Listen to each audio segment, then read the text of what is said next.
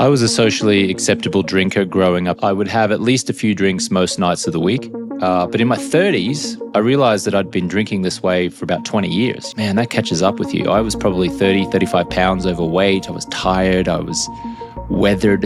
I woke up one morning and I said, "You're a douchebag, James. It's time to do something different here." If you are looking to make gains with your health, alcohol doesn't serve you at all. There is zero nutritional benefit to that. Even one seemingly innocent drink a night is enough to cause grey and white matter damage in the brain. In other words, brain degeneration. Most people are stopping drinking using willpower. White knuckling it. Trying really, really, really hard not to drink. Instead of, I get to be alcohol free. I choose to be alcohol free. I'm choosing this as a lifestyle. And we are live. James, how are you, brother? I'm very well, thank you, Robert. Great to be here. Thank you. Great to have you back, man. I just realized that we had you back on the show in 2023, so we got to cover all the new and exciting things that have happened in your life since then. Yeah, exactly. I'm all about helping people stop drinking alcohol now, or at least have a better relationship with alcohol, certainly. What got you, we probably covered this a little bit on the first podcast, so people should definitely listen to that one, but remind me, what was the primary catalyst for you giving up alcohol? I was a socially acceptable drinker growing up in my native country of Australia, in that I would have at least a few drinks most nights of the week. Sometimes a bottle of wine, sometimes it was a few beers and a scotch, maybe a gin and tonic or a vodka. Didn't really get that drunk after I got out of my 20s. But in my 30s, I realized that I'd been drinking this way for about 20 years. You know, I started when I was about 16. I got to age 35. And 2 or 3 drinks a night, most nights of the week for 20 years, man, that catches up with you. I was probably 30, 35 pounds overweight. I was tired. I was weathered. My skin looked tired. I was envious of other people. I was irritable, not sleeping great. My body didn't look great. I was just average. It wasn't like I was rock bottom, waking up in a ditch and getting arrested. It was just the drift of life had got me, and I slowly put on weight. I slowly kind of lost my confidence. I slowly drifted into mediocrity. And then in 2010, I was 35 years old. I woke up one morning and I said, "You're a douchebag, James. It's time to do something different here." And I committed to what I thought might be 30 days of not drinking, and it's been 15 years now. And now I help people, especially high achievers, to at least have a better relationship with alcohol, but preferably to help them quit alcohol for good. Nice. It's interesting, man. I feel like people associate alcoholics and people with a drinking problem as those that are on the complete, extreme end of the spectrum and are waking up in a ditch somewhere. But they don't really pay any mind to the majority of the people who just seem to casually drink, multiple times a week. Even if it's nothing crazy, like not getting drunk, but just drinking a glass of something more days of the week than not. I mean, that would kind of be considered an alcoholic to some extent, would it not? Well, in the modern world of medicine, the term alcoholic doesn't even exist. Alcoholism doesn't exist in modern medicine. It's now alcohol use disorder. And so millions of people, I submit, are walking around mistakenly labeling themselves as an alcoholic. And this alcoholic term kind of means, oh, you drink too much. Oh, you make some mistakes. Or clearly there are consequences from your drinking. But this notion that you're an alcoholic is preposterous for most people. What I do is I help people to understand the consequences of their drinking, even if they never even imagined that they might label themselves as an alcoholic. Because one seemingly innocent drink a night can be enough to compromise your sleep, which compromises your eating habits the following day, which compromises your mood and your stress and your anxiety and your ability to burn fat and your ability to make gains in the gym, especially if you're doing the keto diet, as I know you support. So let's get rid of this term alcoholic and alcoholism. It's alcohol use disorder, and alcohol use disorder is temporary and something that can be fixed and changed and amended. And so if your listener here suspects they may be drinking too much and there are consequences from that, but they don't feel like they're an alcoholic, chances are they're probably experiencing an alcohol use disorder. Interesting. It's kind of funny because people that are kind of in that middle ground, they Like their pain is not so much that they can't bear it. It just the compounding nature of it over years and years and years catches up with them. Whereas like if you were to translate this to somebody with an eating disorder that is morbidly obese, for instance, like that's a very tangible issue and concern that leads to catastrophic health outcomes and it hinders their way of life. But if you're just a little overweight, 10, 20, 30 pounds, you can still get by. You're not really as cognizant of all the hindrance that actually creates. And I would imagine the same is true to some extent with people that are drinking on a regular basis. Like they don't realize how feeling good feels because they've just been numbed to it for so long.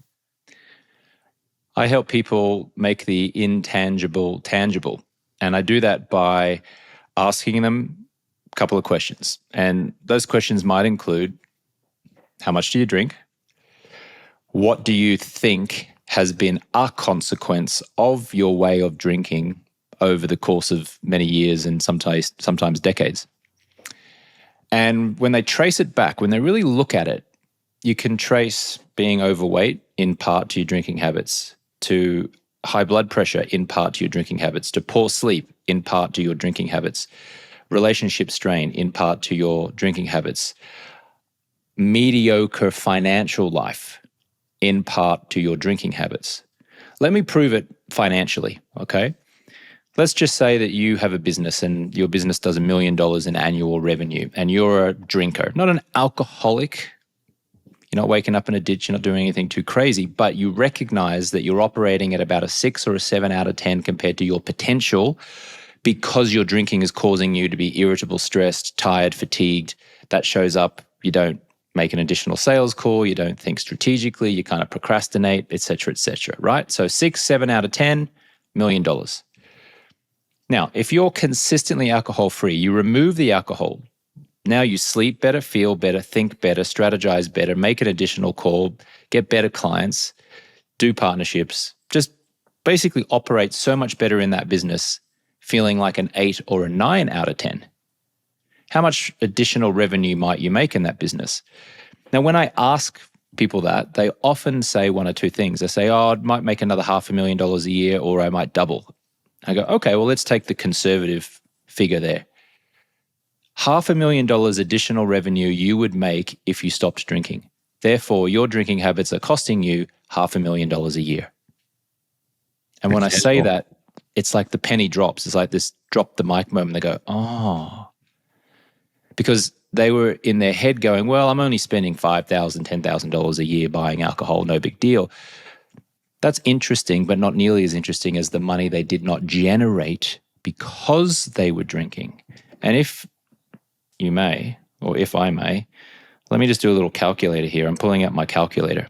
If we go $500,000 divided by 365 days of the year, every day you choose to drink is costing you $1,369.86. That is not a cost that's worth it in my mind. That doesn't even account for the cost of getting a divorce, the cost of poor health. If you're a consistent drinker, you might be more prone to getting a cold or the flu, which means you can't work in your business or in your job half a day a month or a day a month or 2 days a month. Adds up. It adds up. And that's what I'm trying to articulate to people, like this drift, this compounding interest, this death by 1 million cuts. It's not obvious in the moment, each day, each week, maybe each month, but over many months, over many years and over decades, man, you get into your 40s and 50s, you're carrying 30 extra pounds, you're irritable, you're stressed, your relationships aren't great, your kids don't really want to hang out with you, your wife or your husband's kind of like over you, you're not consciously communicating. Man, that stuff adds up. And usually when you trace it back, you can trace it back in part to someone's drinking habits. No, it totally makes sense to me, man. It's interesting because there's so many parallels between this and how I view food. I mean, your demographic is primarily coming from the drinking background. Mine's coming from it from a macronutrient nutrition standpoint. And there's so many parallels. And I feel like, I took a pretty staunch approach to being strict with keto and just like not having any carbohydrates, period. Full stop, no questions asked. Like they're not serving me. They're not benefiting me. I'm going to remove them from my life. And I've pretty much taken the same approach with alcohol. I haven't had any drop of alcohol in 3 years now as well. And it's just interesting because when you take that hard and fast approach to anything in life, you get met with a lot of friction and criticism from the masses who really double down on this moderation approach. I hear it all the time from a nutritional standpoint, like, wouldn't your life be so much better if you moderated your food, had more of a variety, went out to eat and indulged in those certain things from time to time? It wouldn't really affect your composition that much in the grand scheme of things. But there's like a physiological component and a psychological component. And I would venture to say the same thing is true in regards to drinking around moderation versus elimination. Moderation is a myth. That is what many of our clients tell us. And that is they join our 90-day or year-long stop drinking program. We have this program called Project 90. It's been helping high achievers for the last 10 years to stop drinking for at least 90 days. And then hopefully we can rewire their mindset during those 3 months where they get to day 90 and then they choose to live an alcohol-free lifestyle. But those folks tell us that moderation is a myth. And the reason they say that is because before they came to us, they tried to moderate. They said, I'll only drink on special occasions. I'll only drink on weekends. I'll only drink from Thursday onwards. And of course, it's a very slippery slope. They start making these deals with themselves that they break, and then they don't trust their word, and then it doesn't really matter what they say to themselves they're going to do. They know they're really not going to achieve that. And it becomes a very slippery slope. And so a lot of people who are drinkers who come to us are stuck on this stop-start cycle where they stop for a while, then they start again. They stop for a while, and they start again. And that's very frustrating. And it causes all of the negative consequences that inspired them to stop drinking in the first place. Now, you clearly have made a choice, Robin, as it relates to carbs. And I would submit your life feels infinitely better probably because you've just don't eat carbs, right? It's not like you go, oh, okay, sometimes I'll have them, sometimes I won't. You just have made that choice. Do you feel like your life is infinitely better for that choice? Or do you think it might have been better or would be better if you allowed carbs in 2-3 times a week or on special occasions? No, man, 100% better. I feel like I'm a very strict person. I'm very disciplined, but it doesn't, like, once you do it long enough, it doesn't really require mental fortitude or discipline anymore. Like, it just becomes habitual. And I feel like when you operate through a lens of having certain non-negotiables in life, whether that be drinking or the food you're eating or the people you're interacting with, like having non-negotiables that you do not deviate from gives yourself guardrails. Like, if things are not serving you, eliminate them. Like, you are capable of that. And that seems unsettling for some, but it's honestly liberating. Like, it's empowering knowing that you have that capacity. And when enough time elapses with you, living by those principles, it's obvious that the result of it is by far much superior than what the, timely pleasures of indulging in those things would be in that moment. Yes. There's an acquaintance of mine by the name of Brandon Carter. He calls himself, I think, King Keto. You familiar with him, Robert? Yeah. Yeah. He has carried a set of food scales with him everywhere he goes, I think, for the past 10 years. So whenever I saw him out and about, he would always have a backpack on. And I never really noticed it. I just thought, oh, yeah, that's just carrying a backpack. But he always carried a set of scales with him.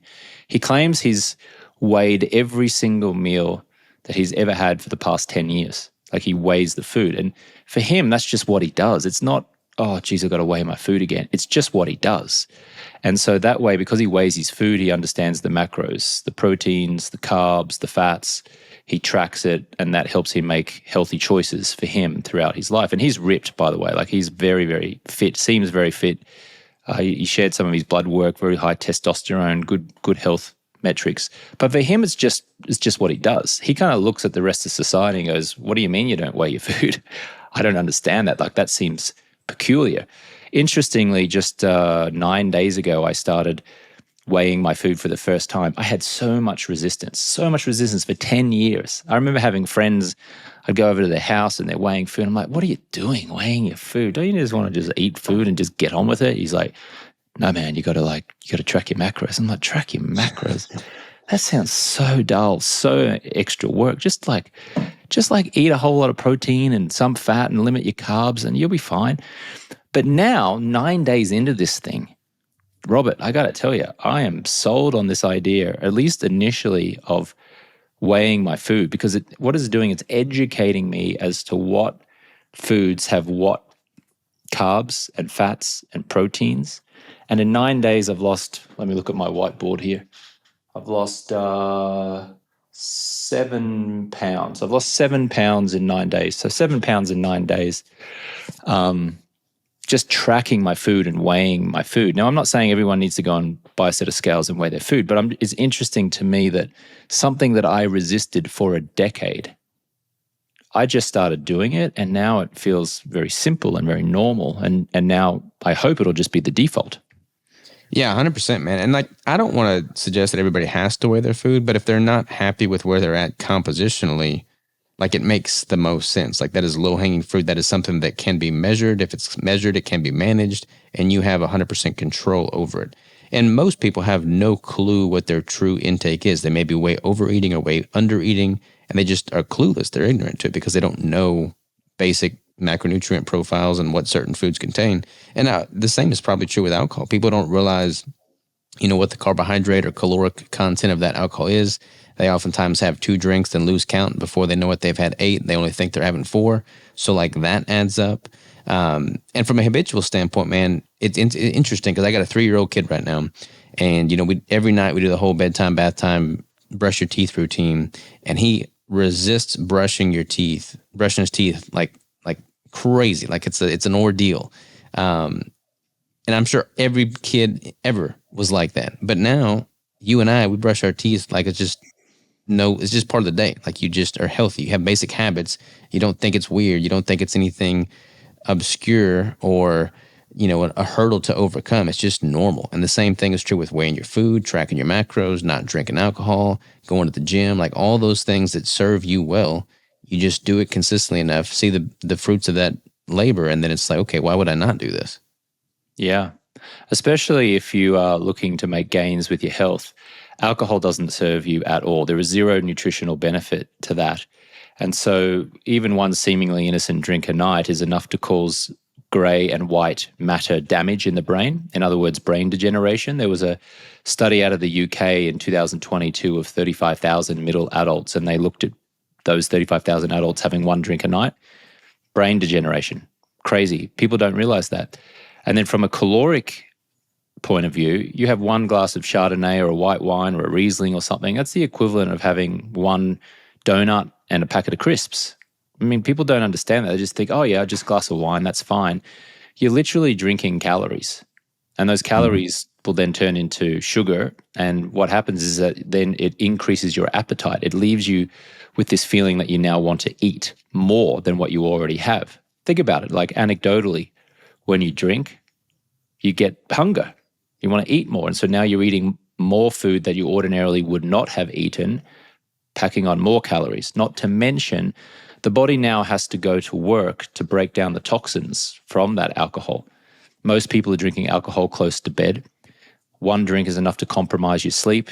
Your body is now working at a time when it's supposed to be resting, and that now affects your metabolism. It affects your fat loss goals. It affects your muscle building goals. It affects your mood. It affects your stress and anxiety levels. It affects your outlook on life.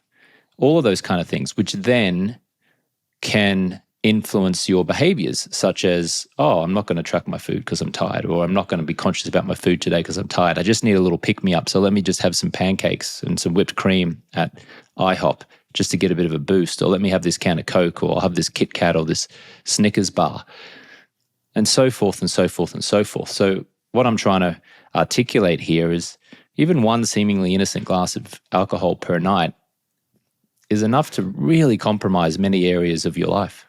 Totally, man. Some people will try and make an argument for there being certain health benefits to red wine, for instance. I think typically they're referring to resveratrol. But when you look at that, like the positive of that is not outweighed by the negative of the toxins that it's coming with alongside. Like, there's healthier ways to get resveratrol and other antioxidants than through liquor as a medium. You'd actually have to drink almost half a barrel of wine to get the benefits of the resveratrol. Like, literally, you need to drink vast quantities of wine before any of the health benefits from the resveratrol kicks in. And by that stage, you'll be shit-faced drunk and or dead, and all of the negative consequences have come into your life because of that. The other thing is that there was a study, or there were studies, or rather there were claims that came out in the late 80s, early 90s that a glass of wine a night was good for your heart health. It actually originated from a 1991 episode of 60 Minutes. You know, the television news show 60 Minutes? Yeah. So in 1991, there was a journalist by the name of Morley Schaefer, and he interviewed this French scientist who also happened to have a vineyard.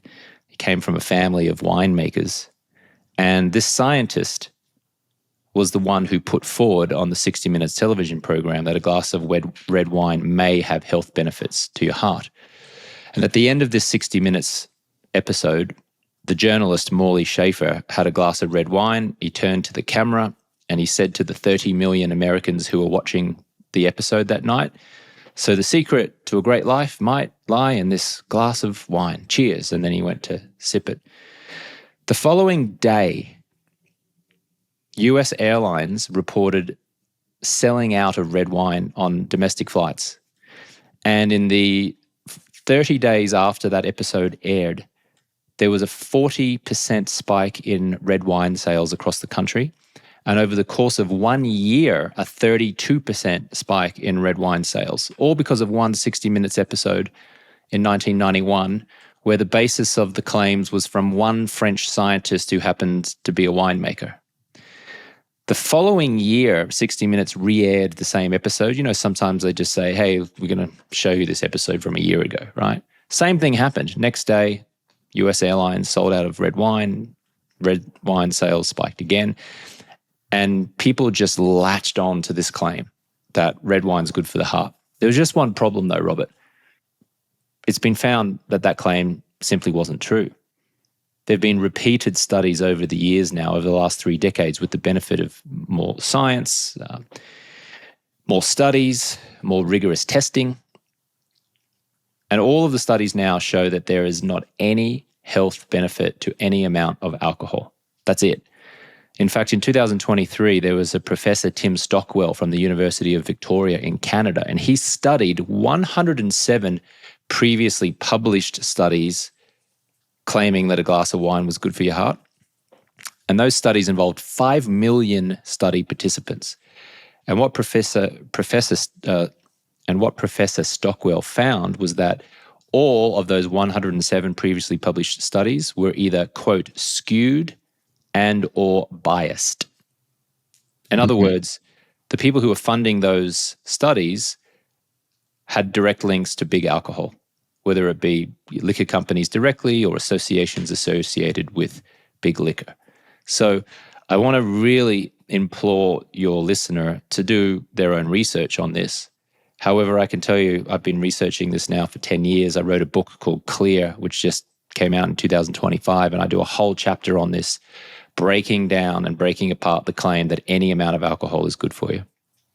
I wouldn't imagine any of my listener demographic believes alcohol is benefit. Honestly, I don't think most of the population would make that argument. I mean, maybe there are some biohackers out there that are really doubling down on the resveratrol and red wine, but I would assume that most people don't honestly think they're doing something healthy when they're drinking alcohol, because most people are drinking, sugary Latin, mixed drinks and beer and stuff like that in the first place. I feel like to really get to the root of the problem, it's much more of a psychological issue than it is a physiological belief. I'd be curious to get your thoughts on this, but I would assume, why do you think people drink in the first place in working with the people that you have? It starts when you're a child, when your parents or the adult figures in your life said to you, no, little Robert, you can't drink. You can drink when you're older. And in that moment, the adult figure in your life implanted the idea that alcohol was a rite of passage, that alcohol is something that you get to do when you are an adult. And so all of a sudden we're creating this kind of this alcohol, this thing is something that when I get to grow up, I get to drink it. So we're implanting this idea that it's desirable, whereas in reality, alcohol is simply attractively packaged poison. It continued then in our teenage years, We go to colleges, we go to universities, and there are smiling assassins everywhere. And a smiling assassin are your friends, or the waiters or waitresses in the restaurant, or the barman or barwoman at the bar who are smiling and say, hey, can I get you a drink? Hi there, Robert. Hi, Mr. Sikes. Hey, Mr. Swanwick. Can I get you started with a glass of 10 pounds of unwanted body fat? Hi there. Can I get you a glass of regret in the morning? And so these smiles are on people's faces. And so we make the connection and the association between alcohol equals happiness and bonding and connection and romance and fun and celebration, and not drinking alcohol equals deprivation and dull and boredom and pain. That's the association. It's cultural conditioning. And then we have these Hollywood celebrities like The Rock, Dwayne Johnson, and George Clooney and Ryan Reynolds. There's much to admire about those three celebrities who I just referenced. They're very healthy, they're very fit, they've done a lot for charity, they help a lot of people, they're very positive. However, they are peddling poison because all three of those celebrities have their own liquor companies. The Rock and George Clooney have tequila brands. Ryan Reynolds has aviation gin. And they are peddling poison. No question. History will not be kind to them. We'll be looking back in 20, 30 years, looking upon alcohol with the same level of disdain we currently do cigarettes. But again, it's this cultural conditioning. You're stressed? Have a drink. Celebrate? Have a drink. Create romance. Let's have a drink. It's the Super Bowl. Catching up with the boys. Let's have a drink. Oh, it's the wedding. We have to toast the bride and groom. To the bride and groom, let's toast with some champagne. Mm-hmm. And on and on and on it goes. So that's why it's so challenging for people to finally break free from alcohol, because our friends, our family, our colleagues, our staff, and culture in general think that if we choose not to drink, we must be an alcoholic. We must have a problem. Robert must have a problem. No. Society has a problem. That's what I submit. No, I agree on all counts, man. I mean, I feel like looking at it as a poison is totally accurate. I mean, from a biological standpoint, that makes perfect sense. The science is clear. So it's interesting to see how the society, cultural, integration of it all plays out. And I don't know what the solution is. Like, I mean, the prohibition era didn't really go over too well. So I don't think not having it, not allowing it, and making it illegal is necessarily the right way. But it's like we got to just change the way people think about it in the first place. And I feel like society is becoming more health conscious, and that may be because that's just kind of the echo chamber that I may find myself in with a nutrition and performance brand. But I feel like, fewer people are certainly smoking these days than 50 years ago. They're all vaping now, which is not any better. But hopefully the tides will turn and people will recognize that, okay, alcohol isn't really serving me either. But I don't know when that tipping point happens. We're moving increasingly closer to it. Generation Z has never drunk less compared to other generations. So they are turning their back on alcohol increasingly. Liquor brands are coming out with 0% alternatives. Heineken, for example, has a product called Heineken Zero. And in 2023, it attributed for 11% of all Heineken sales. That's extraordinary. That is an extraordinarily high amount of sales of 0% beer. I see advertising for that now in Champions League football games on the billboards on the sideline as the Champions League teams are playing. It's like Heineken Zero. I see Heineken Zero sponsoring Formula One teams now. I remember I first started this organization, which is called Alcohol Free Lifestyle, and we help high achievers stop drinking. I started this organization back in 2015. I wouldn't say I was ridiculed, but people was like, what are you doing? You help people stop drinking? Why would people pay for that? Why don't they just quit, just stop? Oh, you help alcoholics, do you? I'm like, oh, no, just help people who want to cut back or stop. They're like, but why? That was 10 years ago. But today, 2025, and I write about this in my book, Clear, there's a tidal wave of change happening in people's attitudes towards alcohol and towards not drinking alcohol. 10 years ago, people were embarrassed to say that they didn't drink. They would hide it from people. I know I did. When I first stopped drinking, I hid it from people for the first 30 days or so. But now people are actually proud to say that they're not drinking alcohol. It doesn't mean that they're an alcoholic in the term alcoholic, in the lazy way that people think of this term alcoholic. It doesn't mean they've got a problem. It doesn't mean that they're rock bottom. It doesn't mean anything other than they just want to live a healthy life. And culturally, that is becoming much more the norm and has increasingly done so in the past 3 years, is what I've observed.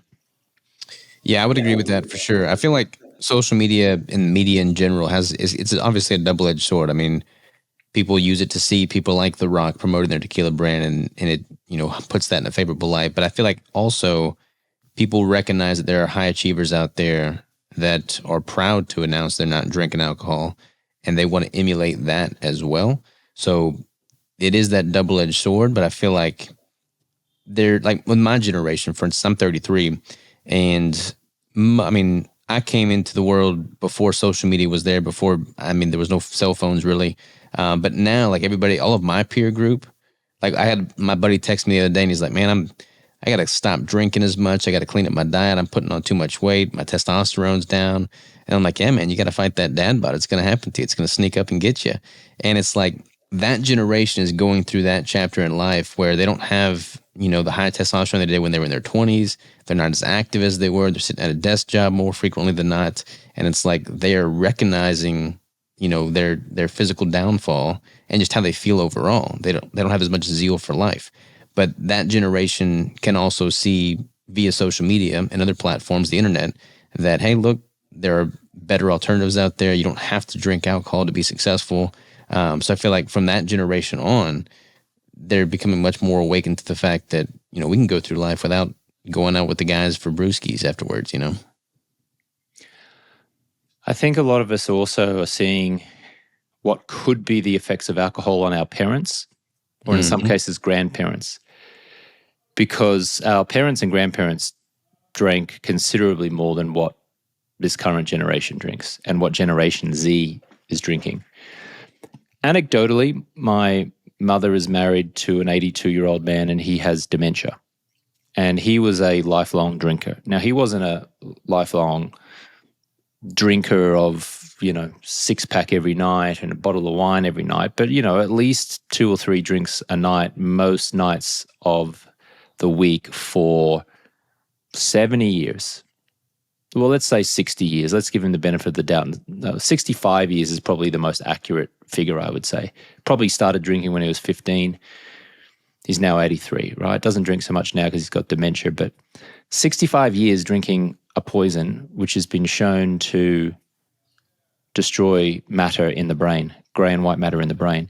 Now, I can't prove it. I'm not a doctor. I'm not a surgeon. But anecdotally, my suspicions are that his drinking habits at least contributed to his dementia, either in the speed with which it came on or the severity or the pace with which it's now developing. Again, I say that hesitantly because I'm not a doctor. But I see it. Like I see anecdotal evidence everywhere. People who I know have been drinking for many years, many decades, they are deteriorating at a rapid pace. And, some might argue, well, maybe though they're deteriorating at a record pace just because it's age. It's just the aging process. But from what I understand about modern medicine, we can really slow down that aging process. We don't have to be 83 and have dementia and be 40, 50 pounds overweight and walking with a cane. If we instill good habits over many years and decades, we can be 80 and fit and mobile and doing push-ups and having all of our cognitive faculties. Totally agree. I mean, I've got my grandparents right now. I mean, my granny's showing signs of Alzheimer's and dementia. And I think a large, reason that she's going through that is because not so much that she drank a lot, but because she eats way too many carbohydrates and sugars, not nearly enough proteins and quality fats, and is under eating. So she's super frail. She's lost muscle. She fell the other day. So she's been bruised up for the past 3 weeks and just massive muscle loss. And, that sugar is not too different from alcohol, how it's metabolized, and its effect on the brain. So, I think that makes perfect sense as a contributor to Alzheimer's and dementia, whether it be too many sugars or too much alcohol. I mean, I worry about like my dad, he's super healthy, he's very active. He's sailing around the world right now in his retirement, like going after his dreams. But, he has a casual glass of bourbon more nights than not. I don't think I've ever seen him drunk my whole life. And he's very capable, incredibly intelligent. He's a professor. But it's like, man, the compounding effect of having that one glass of bourbon or scotch, whatever it is, more often than not, through the next 30, 40, 50 years, it's like, that's not going to bode well for you. There's a book called Outwitting the Devil by the author Napoleon Hill, and it's the same author who wrote the book Think and Grow Rich. Mm-hmm. And in Outwitting the Devil, Napoleon Hill says the biggest threat to a human is the drift. And the drift he describes as just allowing the mediocrity of your life take over. It's like just drifting through some mediocrity, like a river, like a piece of wood in a river that's going downstream. It just drifts over months, over years, over decades, until you wake up one morning and you're like, my kids don't want to phone me, talk to me. I got divorced, 40 pounds overweight. I got to go to the doctor's office twice a week because I got high blood pressure or acid reflux. I'm isolated. I'm lonely. I'm unhappy. I don't have a positive outlook. My sleep is crap. I'm just blah. Mm-hmm. That's what's possible. That's the drift that Napoleon Hill was talking about. And as I said earlier, to me it feels like death by 1,000 cuts. One cut, don't notice it. 2 cuts, 3 cuts, maybe even 100 cuts, don't really notice it as it's happening. But over time, just like compound interest, it becomes death by 1,000 cuts. And so I hope that this is a wake-up call for many, even if you can just re-explore your relationship with alcohol and cut back. Even though many of our clients in our Project 90 program tell us that moderation is a myth. If you haven't yet attempted this and you're just wanting to dip your toe in the water, just cutting back will be beneficial. 100%. Do you feel like, I feel like a lot of people drink because, I mean, honestly, it's just a form of pacification. Like they want to relax, kick their feet up, and just be numb to the day-to-day stressors of the world. And they become so beholden to that way of accomplishing that task that that's just what they do. That's their habit. When you're trying to get people to step away from alcohol, reduce it or eliminate it entirely, what would be a good stopgap in its place? Is there a substance that fills that void, or is it a habit, or is it just totally a different framework and way of thinking altogether? Most people are drinking to relieve themselves of a feeling that is very unpleasant. And that could be stress, could be anxiety, or could be fatigue. So imagine if you didn't have as much or any stress, anxiety, or fatigue. The craving for a drink would dissipate or disappear. I asked one of the world's leading addiction experts at Cambridge University in the United Kingdom, his name's Professor David Bellin, and I asked him, what supplement would you recommend to eliminate cravings? What supplement would you recommend to reduce stress and anxiety and fatigue, which leads to cravings? He said 2 things, exercise and human connection. And I said, what? He said, it's not a sexy answer, but exercise is the way that you reduce stress, anxiety, and therefore cravings. Therefore, you exercise, you reduce stress, you reduce exercise, you reduce cravings, you're less likely to drink alcohol. Physical connection, having a robust group of friends, being in conversation with people. He said during the COVID-19 pandemic, People were isolated. They were at home. Drinking habits increased exponentially. People were drinking more alcohol than they'd ever drunk because they were at home. They were isolated. And 4 or 5 years on from that, I guess you could say my business is benefiting from those devastating circumstances because I'm inundated with high achievers all over the world wanting to engage my professional services to support them stopping drinking because they created or embedded that habit during the pandemic because they lacked social connection. So certainly Professor David Bellin's submission was that the antidote is exercise or exercise more and create a great group of friends and allies.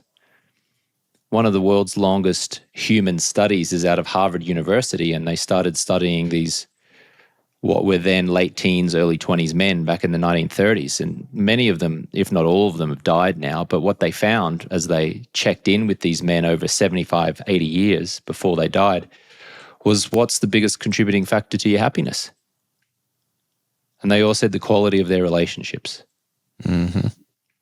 So if one of the world's leading addiction experts today in the modern world, Professor David Bellin from Cambridge University, is saying exercise and human connection, and the longest running human study that we know of out of Harvard University shows that men said the biggest contributor to their happiness was the quality of their relationships, I would submit exercise and create a great group of friends. And that might or will likely destroy your drinking habit. And probably worthwhile to create a group of friends that are not avid drinkers to kind of double that as well. Because I feel like so many people just get trapped in the people they're surrounded by. And if you surround yourself with people that default to drinking as the form of entertainment, it's going to be much harder to steer clear from it. But if you surround yourself with people that see the benefit in not excessive drinking or not at all, it's going to be much easier to refrain from it as well. So 100% agree on all counts there, man. Yeah. What do you think about relapse though? Like people that, successfully go through, significant time block without, like what is the catalyst for them that start again? Is it just not enough exercise and time with quality people? Most people are doing these things like 30-day challenges, dry July, sober October, dry January. You've probably heard of those. Mm-hmm. Now, they're fine in theory. Someone's going to stop drinking for 30 days. Sounds pretty good. However, long term, they're incredibly ineffective because what happens is most people who go into those 30-day challenges are experiencing deprivation during those 30 days. So they're still identifying alcohol as the reward and not drinking alcohol as deprivation and pain, which is why they're going, oh, I'm on day 22. Oh, I'm on day 27, just 3 days to go. Oh, geez, I can't wait to have a drink on day 30 to celebrate. I'm like, you can't wait to have a drink on day 30 to celebrate? What was the point of you doing these 30 days in the first place if you're still associating alcohol with joy and pleasure and not drinking alcohol with pain and suffering? And so what invariably happens is they get to day 30 and what do? They celebrate with what? A drink. And then they return to the same level of drinking that inspired them to do a 30-day challenge in the first place. So most people are stopping drinking using willpower, white knuckling it, trying really, really, really hard not to drink. Instead of, I get to be alcohol free. I choose to be alcohol free. I'm choosing this as a lifestyle. The name of my company and organization, we coach high achievers all over the world to stop drinking. The name of that organization is Alcohol Free Lifestyle. Now, I strategically chose the lifestyle word to be part of my company's name because that's what this is. It's a lifestyle, a style of life. This isn't being sober, being in recovery, and being clean, and white knuckling it, and using grit, and surrendering to a higher power, and being forced to say, hi, my name's James and I'm an alcoholic. I say BS to all of that stuff, which is why we don't use the term sober or sobriety or relapse or any of that kind of stuff in our coaching. We're inviting people to choose an alcohol-free lifestyle. They get to live this way. It's a choice. They get to. And it's fun and it's preferable. So if I can help people to rewire their mindset during these 90 days from, man, this is hard. This is hard. To, oh, I love this. I'm going to keep going with this. This is my new lifestyle. And this is like compound interest. This is just going to get better and better over time. I am gloriously happy choosing an alcohol-free lifestyle. Then there is no relapse, to use your verbiage. There's just lifestyle choices. That's the only way to go, man. Like I take the same stance when it comes to nutrition. It's like there's all these crazy, fat loss cuts and, just all these hacks that people make and these crash diets. And it's like, you got to adopt something as a lifestyle. Like if you're having to white knuckle it, then you're not going to be successful with the long term. So having that long game mentality towards it all, it's got to be sustainable, and you got to be excited about the direction it's heading, the trajectory you're on. But once you make that switch, like it's not draining, it's not taxing. You don't feel like you're deprived or sacrificing anything. And like you're excited about the future and what lies ahead, and you're excited to wake up, and you have a reason to wake up.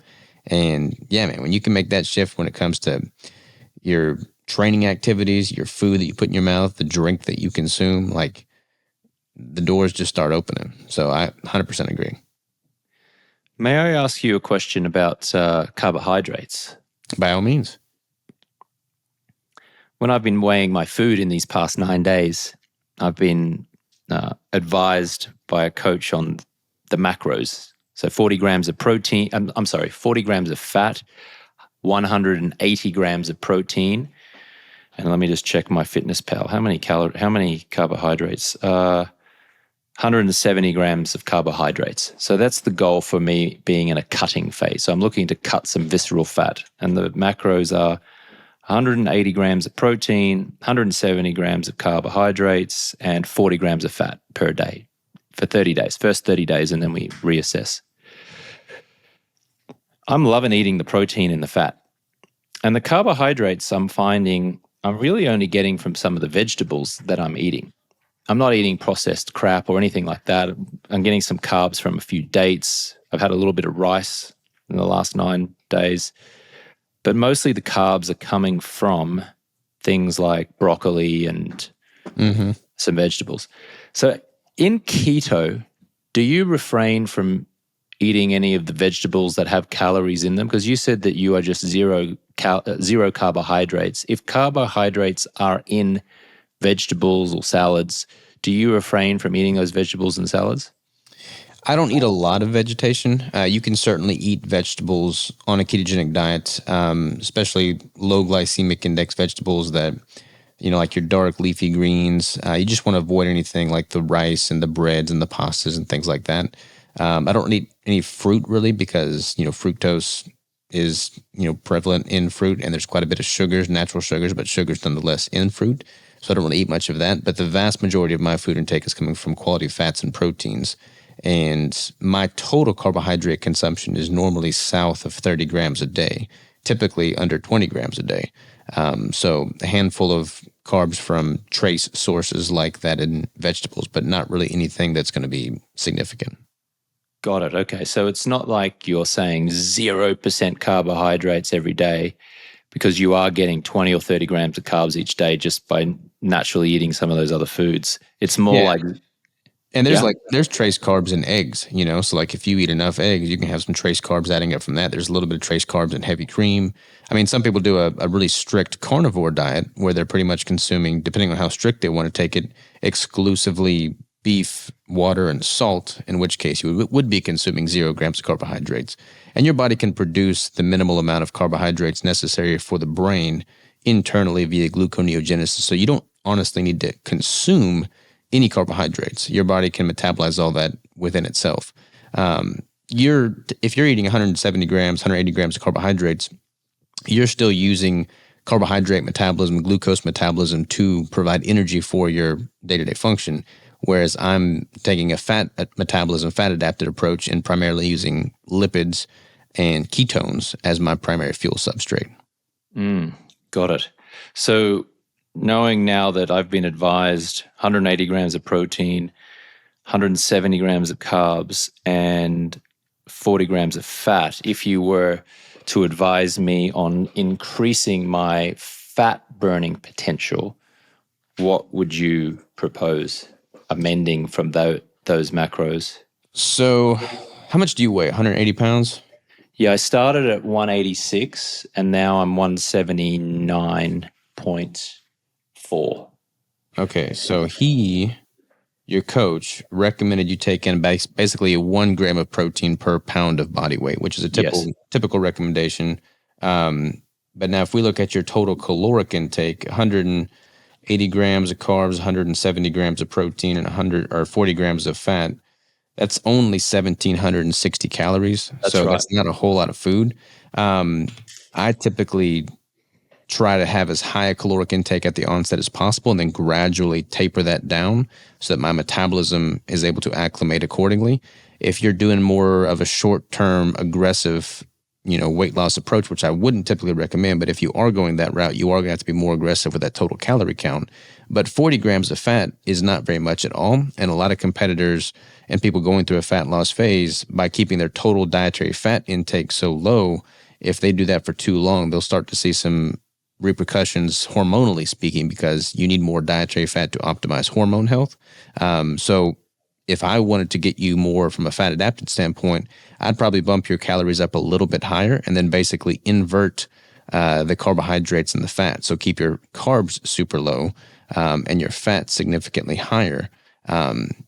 And you could even keep those calories isocaloric. Like you could pretty much swap out and keep the calories the same, but then just swap out that macronutrient distribution if you wanted to become more fat adapted.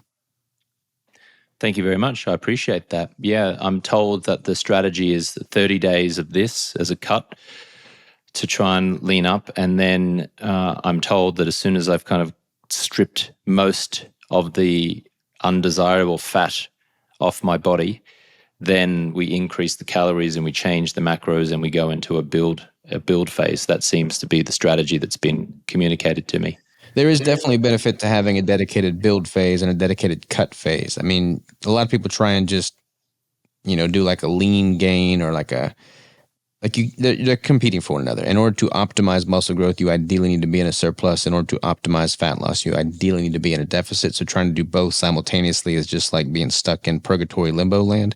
So it is great that you are on a dedicated cutting phase and then you're going to, follow that with a dedicated building phase. I would just change the macro profile if you're trying to do it from a ketogenic standpoint. But there's lots of different ways to skin a cat. I'm just biased and partial toward the ketogenic approach. Yeah. Well, thank you very much. Sounds like I'm not doing anything too wrong anyway. No, not at all. Well, sweet, man. I could sit here and talk with you all day long about the mindset component, but want to be respectful of your time. Where do people go to dive deeper into your world and just get more information and get your book? Thank you. Yeah, the book is available at alcoholfreelifestyle.com/clear or anywhere online where books are sold, including Amazon, for example. The book name is Clear, the only neuroscience-based approach to help people quit drinking without willpower, AA, or rehab.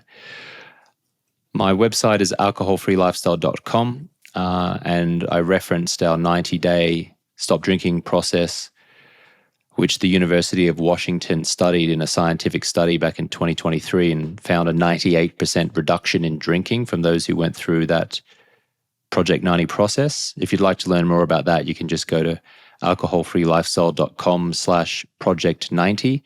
And then I'm quite active on Instagram as well. I kind of put out a lot of videos and tips and tricks to reduce your drinking. So you could always follow me there, which is just my name, at James Swanwick. Awesome. Well, I will certainly link out and make it easy for people to find you. You are fighting the good fight, sir. I appreciate you doing what you're doing. Too many people drink way too much out there, so you are moving the needle in the right direction. Well, thank you, Robert. I appreciate that, as are you, as it relates to people's health and nutrition. So I appreciate you as well, sir.